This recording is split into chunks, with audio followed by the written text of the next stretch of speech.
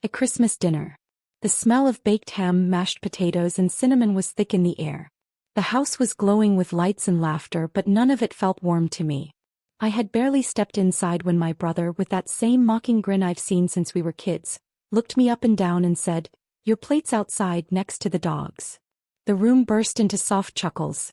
Even my mother looked away, pretending not to hear it. My cousin, who once stole my bracelet and lied straight to my face, was already seated comfortably at the table, sipping wine like she belonged. I just stood there holding the small gift I brought, my fingers tightening around the ribbon. I looked around. Every seat was taken. Every place was set except for mine. No one asked me to sit. No one saved me a spot.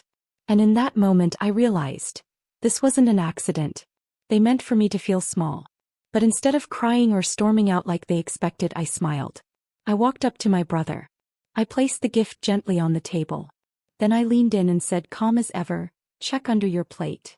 He raised an eyebrow, confused, still smirking like he won. I turned around, walked back toward the door, and didn't even look back as I shut it behind me. The cold air outside stung my face, but it felt better than staying another second in that house. My phone started ringing almost immediately. First Mom, then Dad, then silence. Because by the time they lifted that plate, they finally realized what I had done. And nothing, absolutely nothing, would ever be the same again.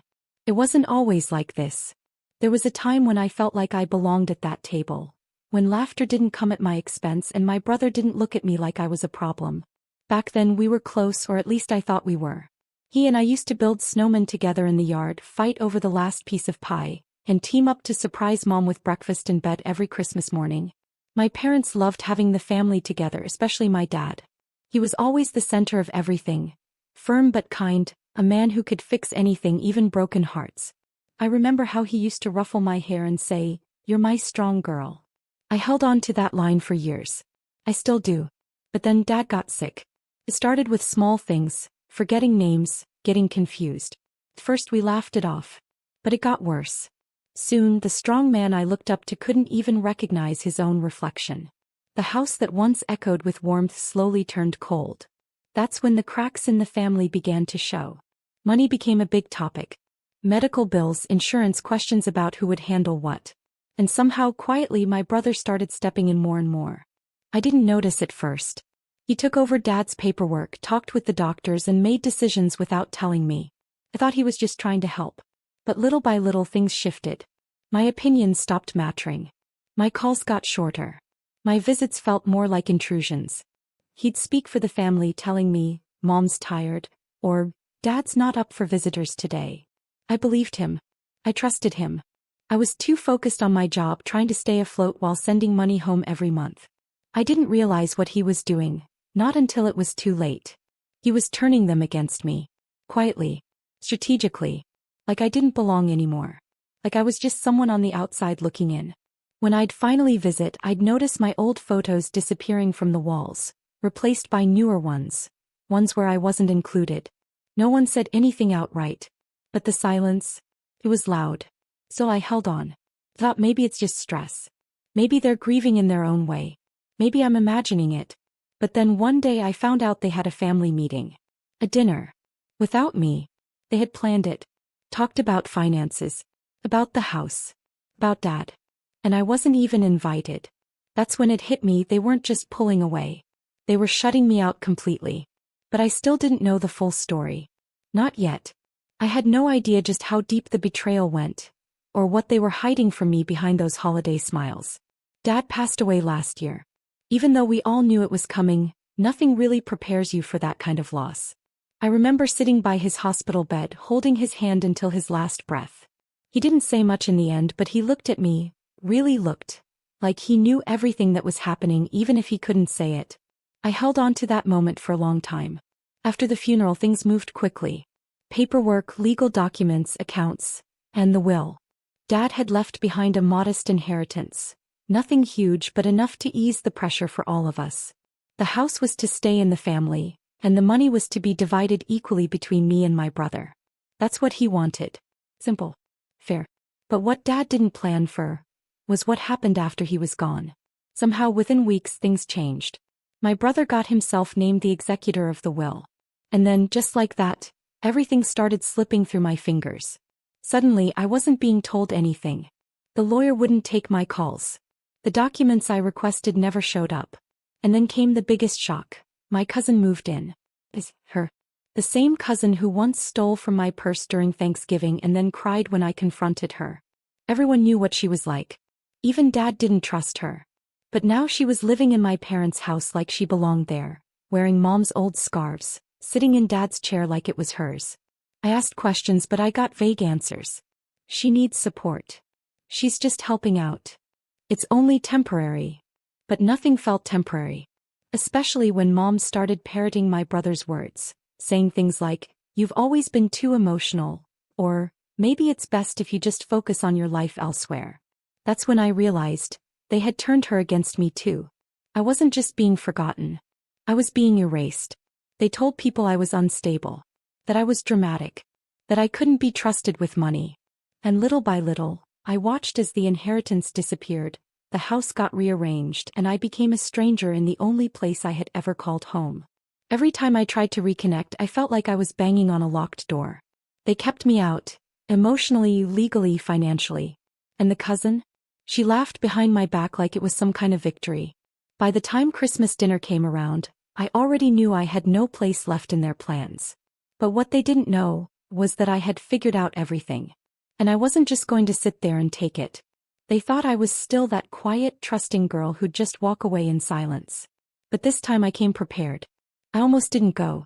Part of me knew it was a trap. I had that gut feeling, you know, the one, where something inside tells you not to walk into the fire. But another part of me still wanted to believe my family wasn't gone. That maybe, somehow, Christmas would feel like it used to. Even just for one night. So I showed up. Dressed nice. Hair done. I brought a small gift like I always did. Something thoughtful, nothing flashy. And when I pulled into the driveway, I sat in my car for a moment, took a deep breath and told myself, you can handle whatever happens in there. I walked in. The house smelled like cinnamon, ham, pine. The usual Christmas warmth. For a second it felt almost normal. Until I stepped into the dining room. The table was long and beautifully set. Fine plates, crystal glasses, even name cards. I scanned the room, smiling gently, trying to ease the tension. But then I noticed something. There wasn't a seat for me. Every chair was taken. My brother was at the head of the table, acting like he owned the place. My cousin was sitting beside him, wearing one of Mom's old brooches like she'd earned it. Everyone else, even relatives I barely knew, had a seat. I looked at my mother. She didn't say a word. She just turned her face toward the turkey like it wasn't happening. I swallowed hard and said, "I think you forgot my seat." That's when my brother smirked. He didn't even look up when he said it. Just kept cutting into his ham and muttered, loud enough for everyone to hear, "Your plate's outside. With the dogs." There was silence. Then my cousin let out this mocking little laugh, sharp and cruel. Like this was the joke of the night. A few people at the table shifted uncomfortably, but no one said anything. Not even Mom. I stood there for a second, frozen. My cheeks were burning. My hands were shaking, but I tried to hide it. I didn't want to give them the satisfaction. I looked around again, hoping, praying, someone would step in. Say it was a misunderstanding. Offer me a chair. Say something. But no one moved. That's when something inside me just changed. Not broke. Oh, I didn't break. I shifted. I felt a calm I hadn't felt in months. I smiled, not because I was happy, but because I finally understood. This wasn't my family anymore. They had made that choice long ago. This dinner. This insult. It was just the final signature on the paperwork they'd started the day my father died. So I stepped forward slowly. I placed the small wrapped gift I had brought right in front of my brother's plate. He looked up, confused. I leaned in just a little and said softly but clearly, "Check under your plate." Then I stood up straight, turned around and walked toward the door. I could hear whispers behind me. My cousin asking, what did she mean? My brother pushing his plate aside. But I didn't turn back. I walked out into the cold December night, pulled open my car door and got in. I shut it behind me gently, like closing a chapter. It wasn't until I was halfway down the street that I saw my mom's name flash across my phone. Then a second later, my dad's old number, the one my brother now used. But I didn't answer. Not yet. Let them read what I left under that plate first. Because once they did, nothing at that table would ever be the same again. As I drove away, I didn't cry. I didn't scream. I didn't even look back at the house I once called home. I just drove in silence, the kind of silence that feels heavy but also powerful. Like the world has shifted and you're finally the one holding the steering wheel. The phone kept buzzing in my passenger seat. First it was Mom. Then my brother. Then back-to-back calls from unknown numbers I knew had to be cousins. I didn't answer a single one. Because I already knew the moment my brother lifted his plate, everything would change. What he found under that dinner plate wasn't a joke or a threat or a letter full of begging. It was a copy of Dad's will. The real will. The one Dad updated 2 weeks before he passed away after a long talk he and I had in the hospital room, when he looked me in the eye and told me he finally saw what was really happening. He knew. He saw the manipulation. The lies. How my brother had been slowly turning the family against me. How the cousin who once stole from Mom's jewelry box was suddenly acting like a saint. How everyone treated me like the crazy one when I was just trying to hold on to the last bit of truth. Dad wasn't blind anymore. So he called his lawyer. And he changed the will. The house. Left entirely to me. The small savings account. The old land deed from Grandpa's side that everyone forgot about. Also mine. He didn't do it to punish them. He did it because he trusted me. He told me that day, "You're the only one who never pretended. You're the only one who stood by me when the money ran out." But I never told anyone about it. Not after the funeral. Not after they boxed me out. Not even when they laughed at me and said I didn't deserve anything. I kept quiet. Because revenge doesn't need to be loud. Sometimes silence is louder than any scream. And that Christmas night, I decided to deliver my silence in the most unexpected way. See, under that plate, along with the copy of the will, was something else. Something simple. Something final. Eviction notices. One for my brother. One for my cousin. And yes, even one for my mother. It wasn't easy. Writing my mother's name on that paper tore something inside me. But she had watched me be humiliated. She had let it happen. She had chosen silence, and silence has consequences. I'd filed everything weeks before. The lawyer had warned me, "You sure you want to go through with this on Christmas?" And I told him, yes. Because I want them to remember this day every year when they put up the tree. By the time I reached home, my phone was flooded with texts. My brother, "What the hell is this?" My cousin, "You think you can do this to us?" Mom's message was the only one that made me pause. "Please call me. We need to talk." But I didn't. Not that night. I made myself a cup of tea, turned on an old Christmas movie and sat quietly by the window. No noise. No fake laughter. Just peace. Real peace. I wasn't angry anymore. I wasn't broken. I wasn't looking for their approval or begging to be let back in. They had made their choice. Now I had made mine. And for the first time in years, I felt like I had finally come home. It all started 2 months before Christmas. I wasn't planning to go back to the old house again, not after how they treated me after the funeral. But something was pulling me there that day. Maybe it was just instinct. Or maybe it was Dad. The house was quiet when I walked in. My mother was out, probably running errands, and the cousin who had practically moved in was off somewhere wasting time like always. I stepped into Dad's study, the only place in that house that ever felt real to me. Everything was still the way he left it. His old books, the framed family photos, his faded blue recliner by the window. But what caught my eye was the cabinet in the corner, the one with the rusted handle. I had seen him open it a few times when I was younger, but I never paid much attention to it. Something made me walk over. I pulled on the drawer and to my surprise it opened. Inside was an old metal safe, the kind with a keyhole and a tiny dial. I remembered he kept the key hidden behind the bookshelf, tucked between the pages of his favorite novel. It was still there. My hands were shaking when I opened the safe. I didn't know what I was expecting to find. Maybe old receipts, maybe just memories. I found the envelope. It was thick, sealed, and had my name written on it in Dad's handwriting. I sat down slowly and opened it. Inside was a full copy of the revised will, signed and notarized. Dated just 2 weeks before he passed away. The words were clear. Every asset, the house, the savings, the deed, had been left to me. He had removed my brother's name entirely. The cousin wasn't mentioned once. And then there was the note. A small, folded page tucked behind the will. Written in Dad's handwriting. I can still hear his voice when I think about it. He wrote, "I know this family has changed. I see it now. I didn't want to believe it before, but I do now. You were the only one who came to the hospital not to ask for something, but just to sit with me. I'm sorry for how they treated you.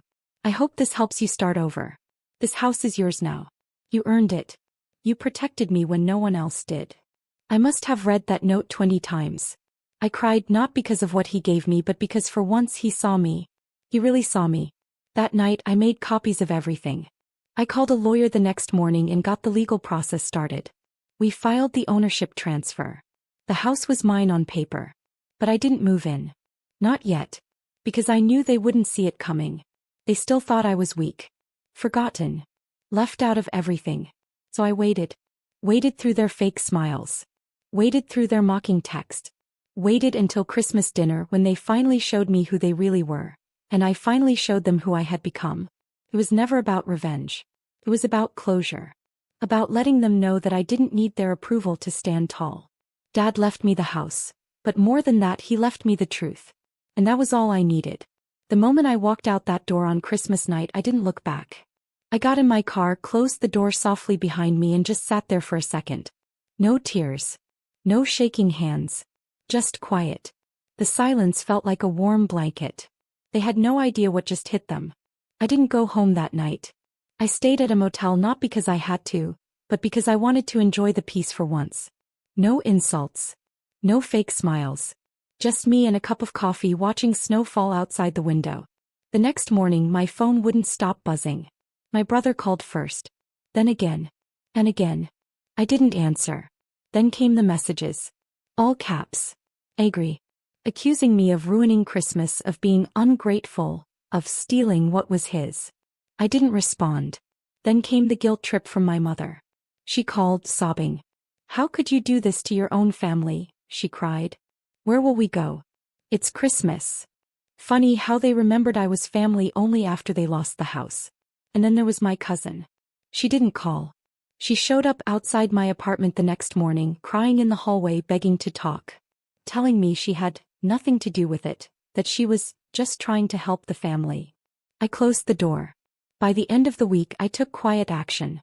The lawyer handled the rest. Formal notices were sent. Utilities were scheduled to be shut off. And on Friday morning I drove to the house with a locksmith. No drama. No yelling. Just business. I turned off the power. Changed the locks. Took one last walk through the halls, breathing in the memories and letting go of the pain. They were gone. And for the first time in years I walked through that house. My house, without feeling small. No mocking laughs. No judgment. No one treating me like a stray dog in my own bloodline. It was quiet. So clean. I unpacked one small suitcase. Lit a candle in Dad's study. And I sat in his old recliner just staring out the window, watching snow dust the trees in the backyard. There were no decorations, no big feast, no loud voices. But for the first time in my life, I finally had peace. I didn't win with noise. I won with silence. It's been a few weeks now. The snow outside is still thick, but the silence inside feels different, warmer. I sit by the fireplace every night, wrapped in one of Dad's old blankets. The same firewood he used to stack still burns with the soft crackle that reminds me of him. There's no noise. No footsteps. No laughter. But also no betrayal. Just peace. The chaos is gone. The shouting, the guilt trips, the fake smiles. I don't miss any of it. What I do miss is my father. And somehow I feel him more now than I ever did when the house was full of people. Every corner of this house holds pieces of him. The smell of his old books. The creak in the hallway he never got around to fixing. Even the little dent on the kitchen door from when he dropped the toolbox. And then there's that plate. The one from that night. It's clean now. Sitting on the shelf above the sink. Simple. White. Still whole like me. I look at it sometimes and smile. Because I remember how it all felt. The shame. The hurt. The cold sting of being told I belonged with the dogs. But also the power of standing up, silently. I didn't scream. I didn't beg. I built something better. And now, as I sip my tea and listen to the fire, I whisper to myself. Sometimes the best seat at the table is the one you build for yourself. And this seat, it's finally mine.